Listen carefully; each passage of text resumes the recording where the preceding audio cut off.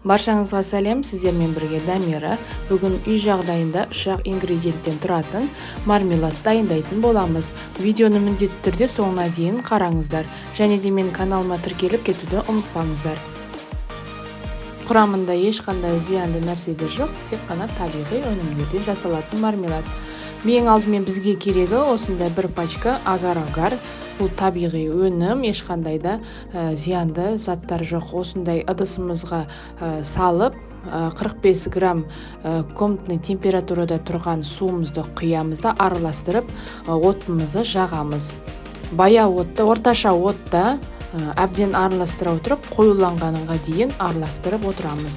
Жабысып қалмауы қажет. Осылай қоюланады. Қоюланған соң үстіне 370 грамм кез келген сокты құйсаңыздар болады. Мендегі апельсиновый сок болды. Негізгі бұл міндетті емес.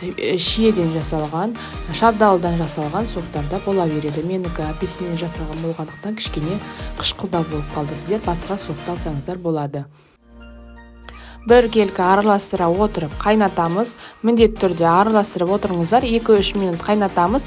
Енді қайнап келе жатқан кезде отты сөндіріп, бөлме температурасында суытып аламыз. Бөлме температурасында суыған соң өзіңізге ыңғайлы ыдысқа құйып алыңыз.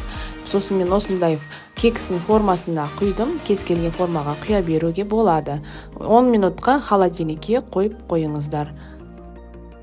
Міне біздің 10 минутта жасалған мармеладымыз дайын болды. Дәмі сөзсіз ерекше, балаларға ұнады. Сіздерге де жасап көруге кеңес беремін. Және де менің каналыма тіркеліп, қасында қоңырауша белгісін басып кетуді ұмытпаңыздар. Сонда жаңа салған видеоны сіз ең бірінші болып көре аласыздар. Сау болыңыздар.